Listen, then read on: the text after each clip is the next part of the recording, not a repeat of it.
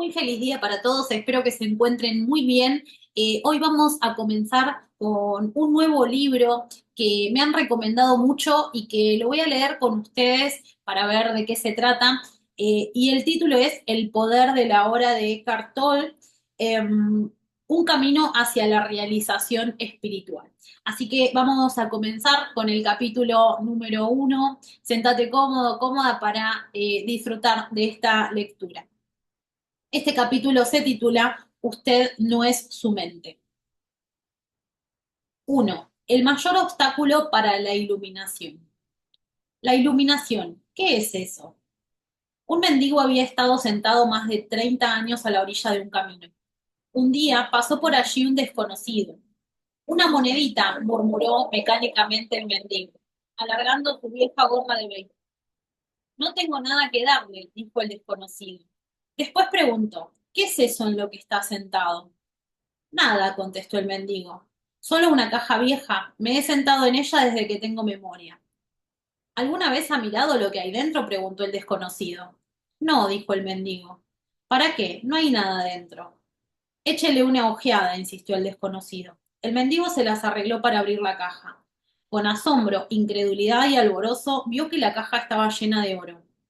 Yo soy el desconocido que no tiene nada que darle y que le dice que mire dentro. No dentro de una caja como en la parábola, sino en un lugar aún más cercano, dentro de usted mismo. Pero yo no soy un mendigo, le oigo decir. Los que no han encontrado su verdadera riqueza, que es la alegría radiante del ser y la profunda e inconmovible paz que la acompaña, son mendigos, incluso si tienen mucha riqueza material. Buscan afuera mendrugos de placer o de realización para lograr la aceptación, la seguridad o el amor, mientras llevan dentro un tesoro que no solo incluye todas esas cosas, sino que es infinitamente mayor que todo lo que el mundo pueda ofrecer. La palabra iluminación evoca la idea de un logro sobrehumano y el ego quiere conservar las cosas así, pero es simplemente el estado natural de sentir la unidad con el ser. Es un estado de conexión con algo inconmensurable e indestructible, algo que casi paradójicamente es esencialmente usted y sin embargo es mucho más grande que usted. Es encontrar su verdadera naturaleza más allá del nombre y de la forma. La incapacidad de sentir esta conexión da lugar a la ilusión de la separación, de usted mismo y del mundo que lo rodea. Entonces, usted se percibe a sí mismo, consciente o inconscientemente, como un fragmento aislado. Surge así el miedo y el conflicto interior y exterior, y esto se vuelve una norma. Me encanta la sencilla definición de la iluminación dada por Buda como el fin del sufrimiento. No hay nada sobrehumano en esto, ¿cierto? Por supuesto, como toda definición es incompleta. Solo dice lo que la iluminación no es. No es sufrimiento. Pero ¿qué queda cuando ya no hay sufrimiento? El Buda no habla sobre esto y su silencio implica que usted tiene que averiguarlo por sí mismo. Usa una definición negativa para que la mente no la convierta en algo que se deba creer o en un logro sobrehumano, una meta que es imposible de alcanzar. A pesar de esta precaución, la mayoría de los budistas aún cree que la iluminación es para el Buda, no para ellos, al menos no en esta vida. Usted usó la palabra ser. ¿Puede explicar lo que quiere decir con eso? El ser es la única vida, siempre presente, siempre eterna, más allá de las miles de formas de la vida que están sujetas al nacimiento y a la muerte. Sin embargo, el ser no solo está más allá, sino también profundamente dentro de cada forma como su esencia más íntimamente invisible e indestructible. Esto significa que es accesible a usted ahora como su propio ser más profundo, su verdadera naturaleza.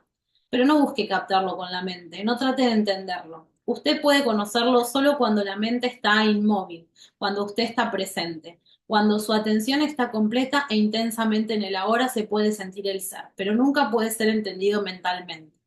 Recuperar la conciencia del ser y permanecer en este estado de sentimiento-realización, eso es la iluminación.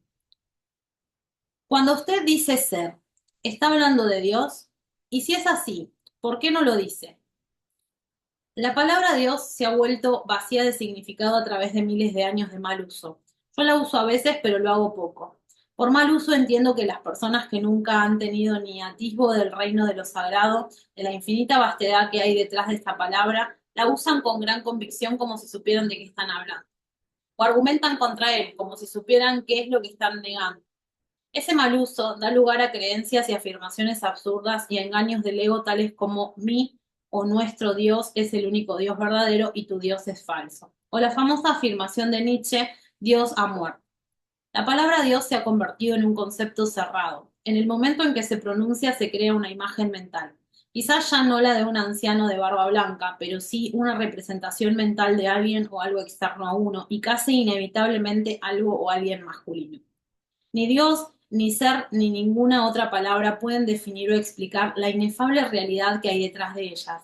Así que la única cuestión importante es si la palabra es una ayuda o un obstáculo para permitirle a usted experimentar aquello que señala. ¿Señala más allá de sí misma hacia esa realidad trascendental o tiende demasiado fácilmente a volverse solamente una idea en su cabeza en la que usted cree, un ídolo mental? La palabra ser no explica nada, pero tampoco lo hace la palabra Dios. Sin embargo, ser tiene la ventaja de que es un concepto abierto. No reduce lo infinito invisible a una entidad finita. Es imposible formarse una imagen mental de ello.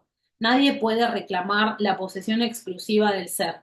Es su propia esencia y es inmediatamente accesible a usted como la sensación de su propia presencia, la comprensión de yo soy que es anterior a yo soy esto o yo soy aquello.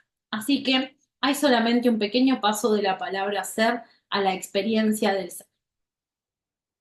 ¿Cuál es el mayor obstáculo para experimentar esta realidad?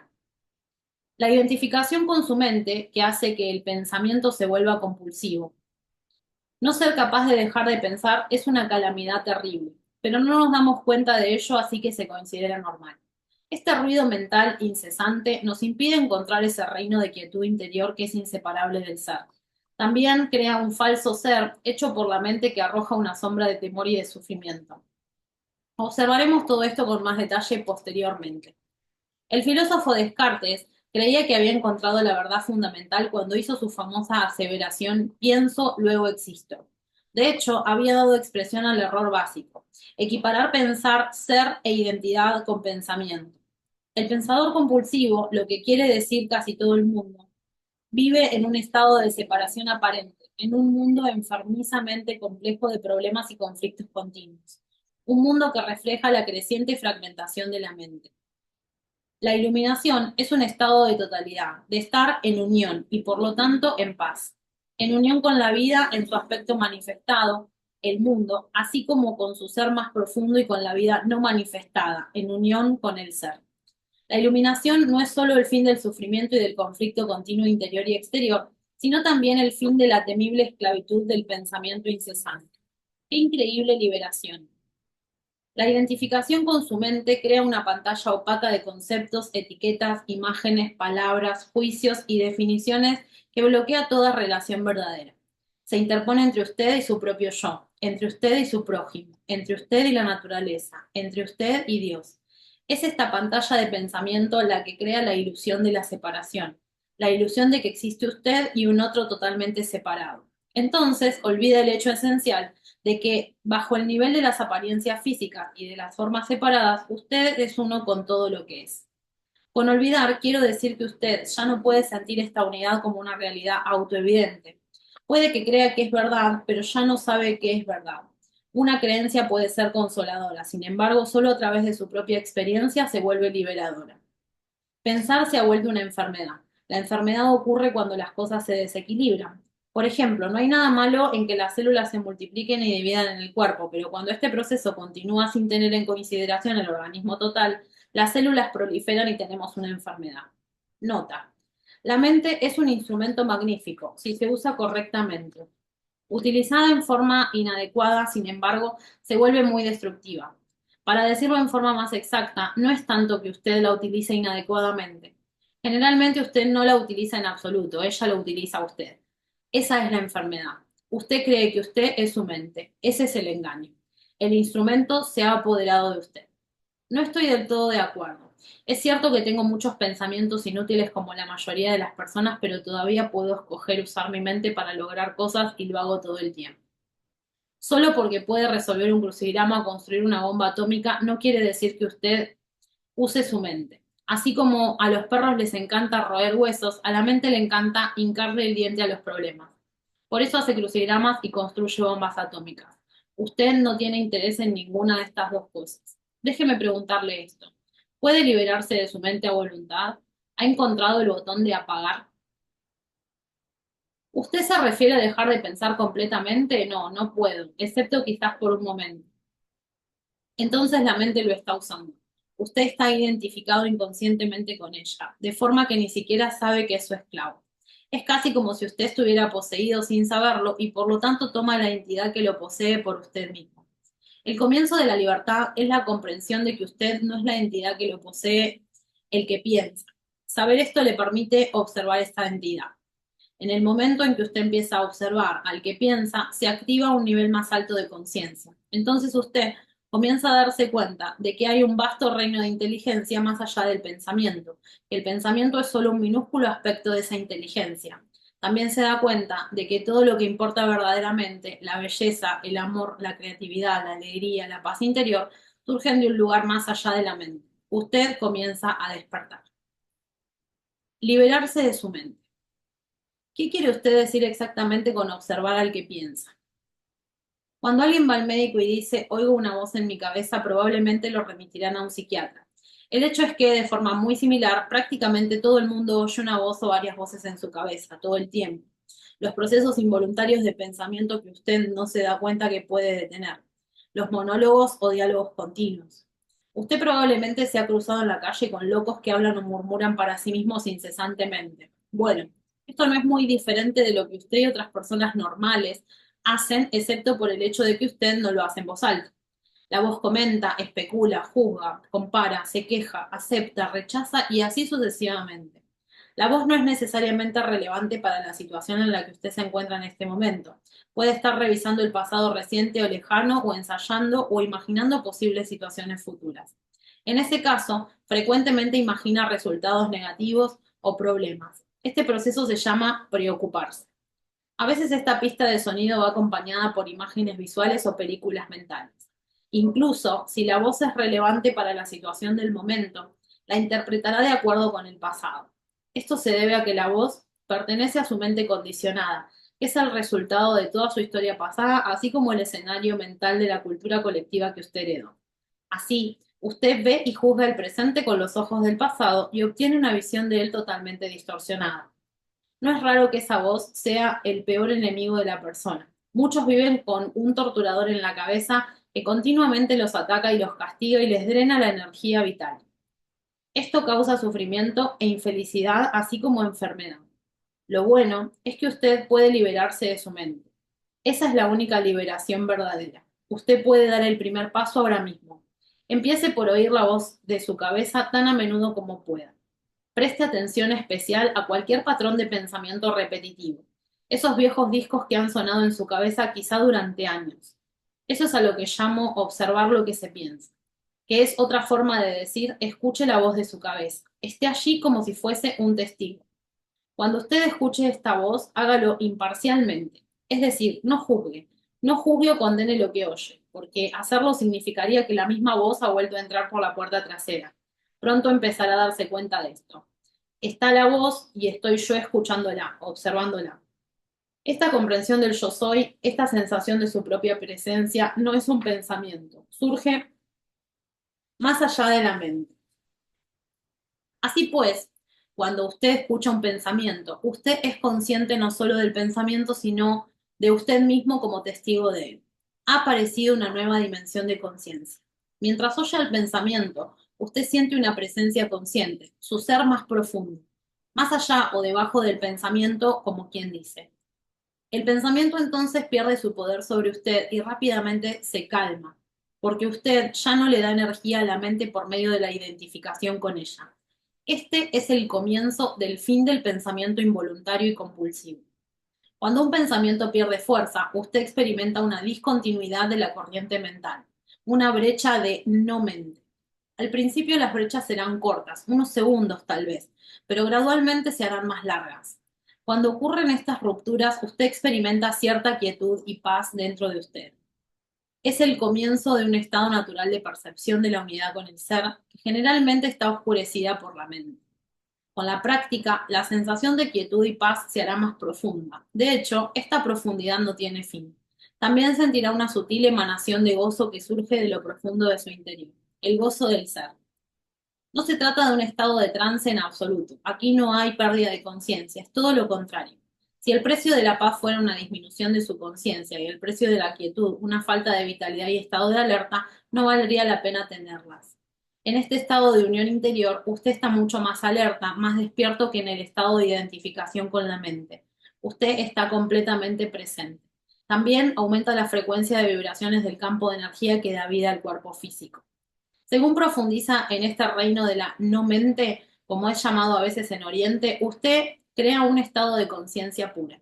En ese estado usted siente su propia presencia con tal intensidad y gozo que todo el pensamiento, todas las emociones, su cuerpo físico, así como el mundo exterior se vuelven relativamente insignificantes en comparación con ello.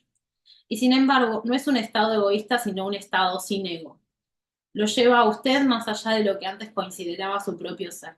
Esta presencia es esencialmente usted y al mismo tiempo inconcebiblemente mayor que usted.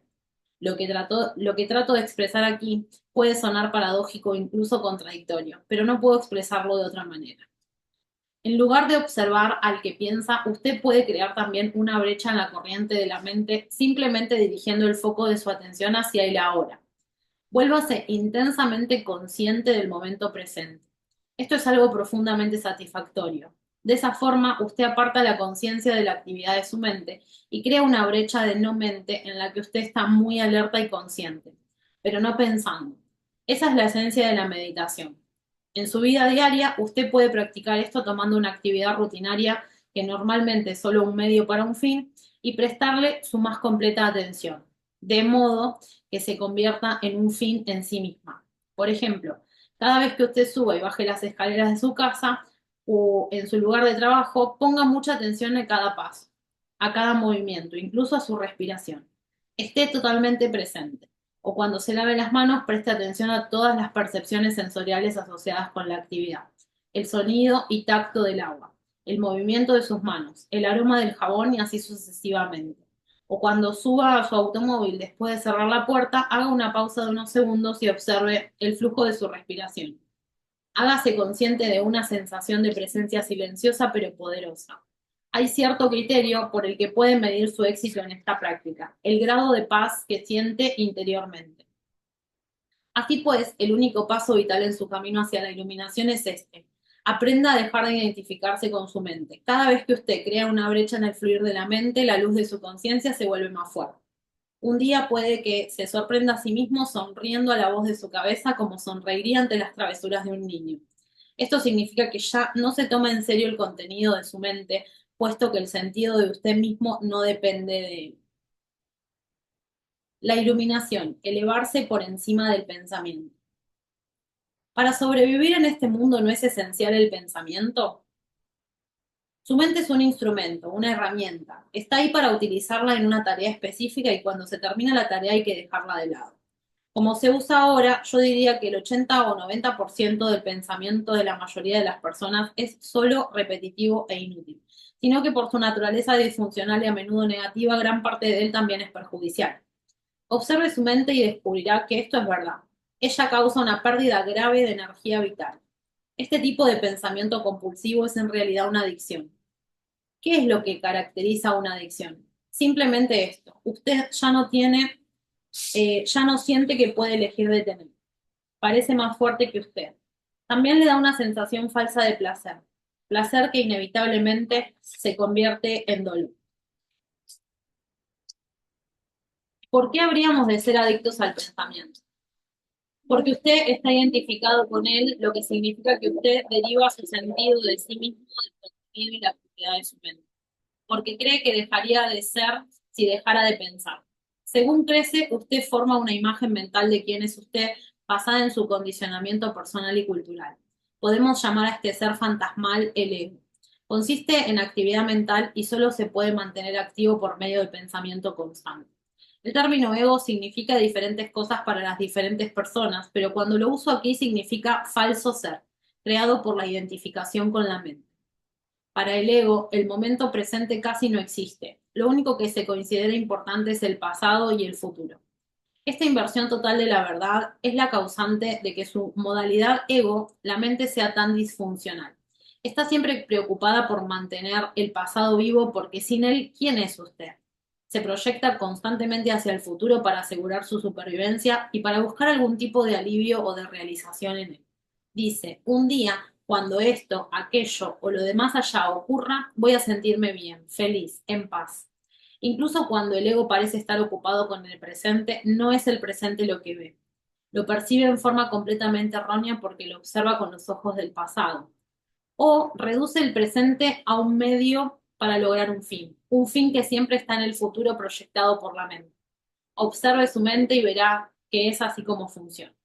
El momento presente tiene la clave de la liberación, pero usted no puede encontrar el momento presente mientras sea su mente. No quiero perder mi capacidad de análisis y discriminación. No me molestaría aprender a pensar más claramente, en forma más concentrada, pero no quiero perder mi mente. El don del pensamiento es lo más precioso que tenemos. Sin él seríamos solamente otra especie animal. El predominio de la mente no es más que una etapa en la evolución de la conciencia. Necesitamos pasar urgentemente a la próxima etapa. Si no, seremos destruidos por la mente que se ha convertido en un monstruo. Hablaré con más detalle sobre esto después. Pensamiento y conciencia no son sinónimos. El pensamiento es solo un pequeño aspecto de la conciencia. El pensamiento no puede existir sin la conciencia, pero la conciencia no necesita el pensamiento.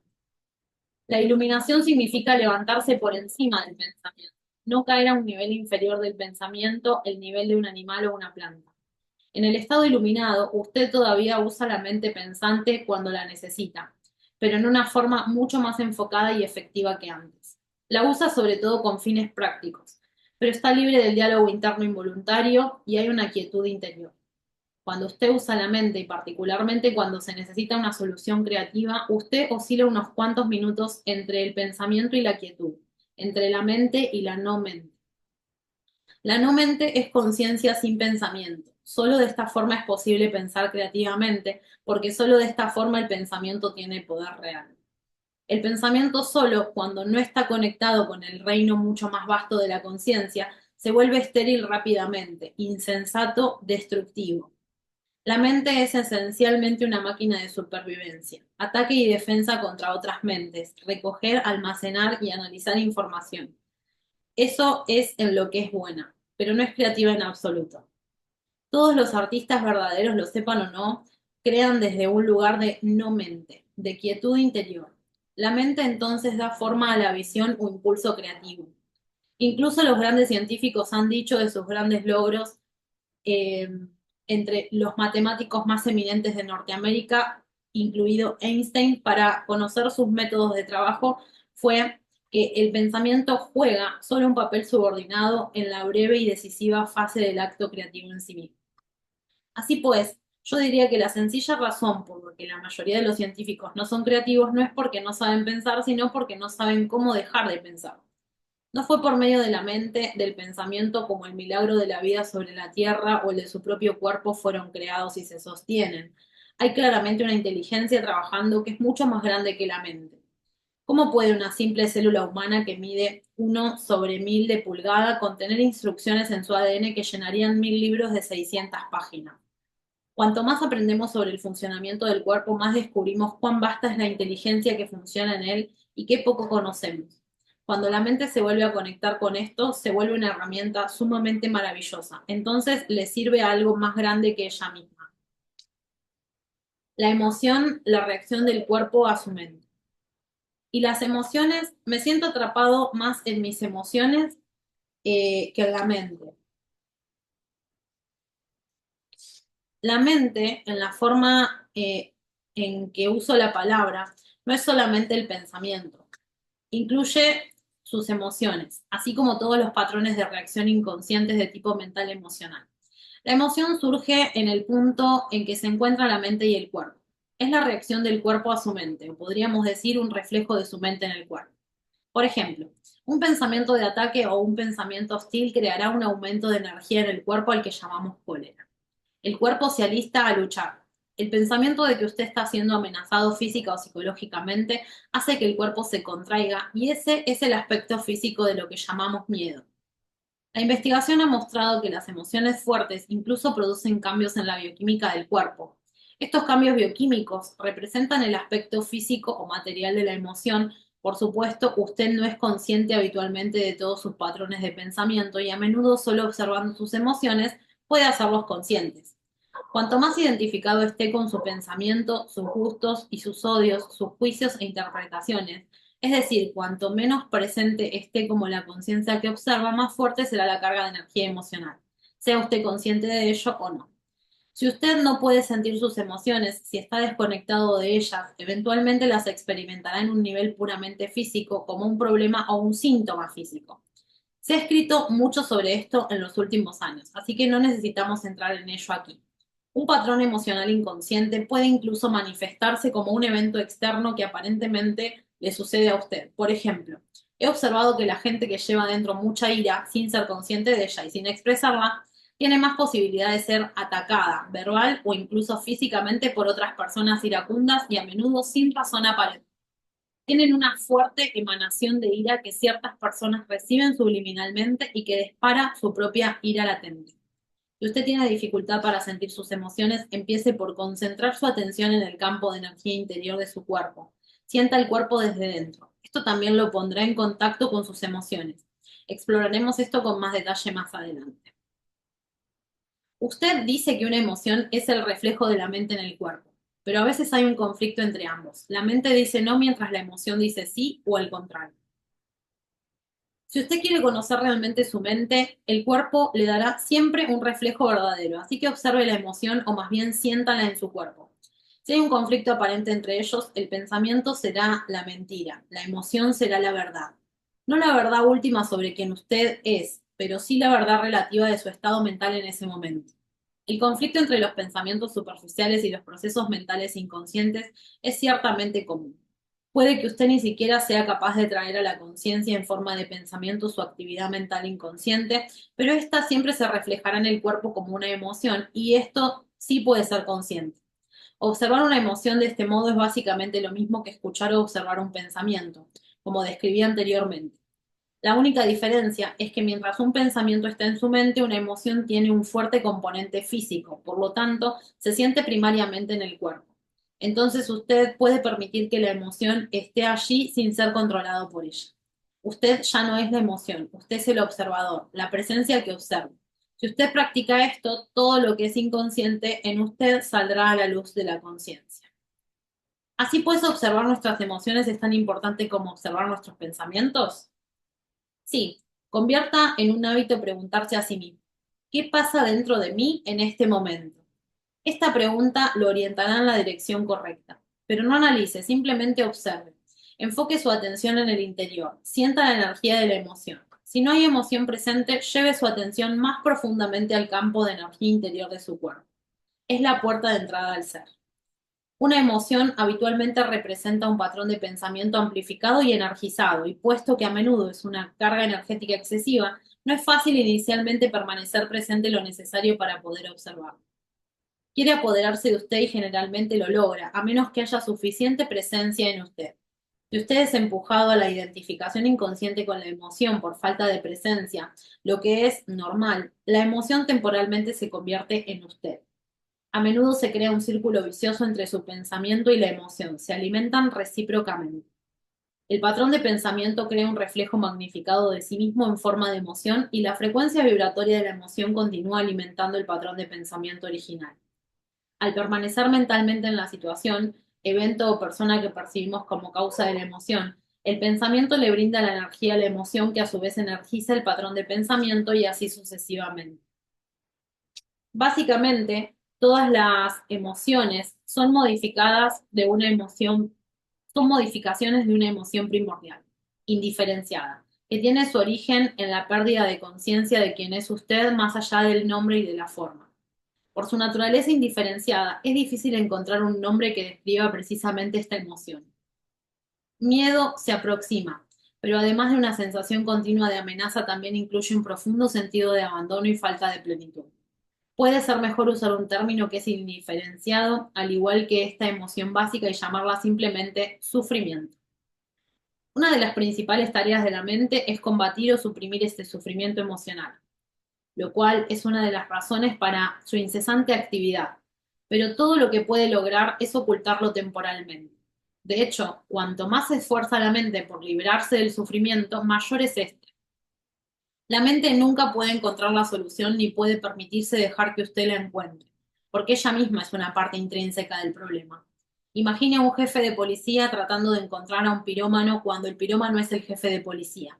Usted no se librará de este sufrimiento hasta que deje de derivar su sentido de sí mismo de la identificación con la mente, es decir, con el ego. Entonces la mente es derrocada de su lugar de poder y el ser se revela con su verdadera naturaleza. Iba a preguntar, ¿y las emociones positivas como el amor y la alegría son inseparables de su estado natural de conexión interior con el ser? Los destellos de amor y alegría o los momentos breves de profunda paz son posibles siempre que haya una brecha en la corriente del pensamiento. Para la mayor parte de las personas, tales brechas ocurren raramente y solo por accidente en momentos en que la mente se queda sin palabras, a veces disparada por la belleza extraordinaria, por un esfuerzo físico extremado o incluso por un gran peligro. Súbitamente hay quietud interior. Y en esta quietud hay una sutil pero intensa alegría, hay amor, hay paz. Habitualmente estos momentos se viven muy brevemente, puesto que la mente vuelve a tomar rápidamente su actividad ruidosa que llamamos pensamiento. El amor, la alegría y la paz no pueden florecer hasta que usted se haya librado del dominio de la mente. Pero no son lo que yo llamaría emociones. Reposan más allá de las emociones. Es un nivel mucho más profundo. Así que usted tiene que hacerse completamente consciente de sus emociones y ser capaz de sentirlas antes de poder sentir lo que hay más allá de ellas. Emoción significa literalmente perturbación. La palabra viene del latín emovere, que significa perturbar. El amor, la alegría y la paz son estados profundos del ser, o más bien tres aspectos del estado de conexión interior con el ser. Como tales, no tienen contrarios. Esto se debe a que surgen más allá de la mente. Las emociones, por otra parte, al ser parte de la mente dualista, están sujetas al juego de los contrarios. Esto significa sencillamente que usted no puede tener bien sin mal.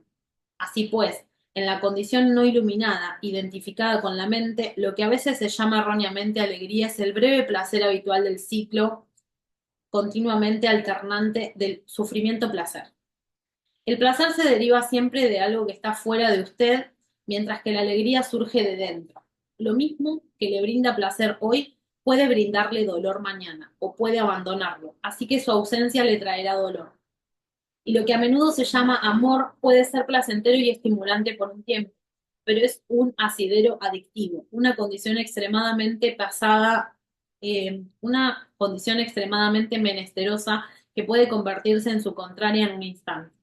Muchas relaciones amorosas, después de pasada la euforia inicial, de hecho oscilan entre el amor y el odio, la atracción y el ataque. El verdadero amor no conlleva sufrimiento. ¿Cómo podría? No se convierte súbitamente en odio, ni la verdadera alegría se convierte en dolor. Como dije, incluso antes de que usted esté iluminado, antes de liberarse de su mente, usted puede tener destellos de verdadera alegría, verdadero amor o una profunda paz interior. Tranquilos, pero vibrantemente vivos.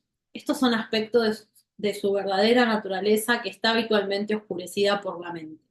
Incluso en una relación adictiva normal puede haber momentos en los que la presencia de algo más genuino, algo incorruptible puede sentirse, pero serán solo atisbos que se ocultarán pronto por la interferencia de la mente. Entonces puede parecer que usted tuvo algo muy precioso y lo perdió, o su mente puede convencerlo de que en todo caso fue una ilusión. La verdad es que no fue una ilusión y usted no puede perderlo. Es parte de su estado natural, que puede ser oscurecido pero nunca destruido por la mente. Incluso cuando el cielo está cubierto por nubes densas, el sol no ha desaparecido. Está todavía más allá, al otro lado de las nubes. El Buda dice que el dolor o el sufrimiento surge por el deseo y que para librarnos del sufrimiento tenemos que cortar los lazos del deseo. Todos los deseos son expresiones de la mente que busca la salvación o la realización en las cosas externas y en el futuro como sustituto de la alegría del ser. Mientras yo sea mi mente, soy esos deseos, esas necesidades, carencias, apegos y aversiones. y fuera de ellos no hay yo excepto como una mera posibilidad, un potencial no logrado, una semilla que todavía no ha brotado. En ese caso, incluso mi deseo de ser libre o iluminado es solo otro anhelo de realización o plenitud en el futuro. Así que no busque llegar a ser libre del deseo o lograr la iluminación. Vuélvase presente. Esté allí como observador de la mente. En lugar de citar al Buda, sea el Buda, sea el despierto. ¿Qué es lo que la palabra Buda significa? Los seres humanos han estado en las garras del sufrimiento durante millones de años desde que cayeron del estado de gracia. Entraron en el reino del tiempo y la mente y perdieron la conciencia del ser en este punto.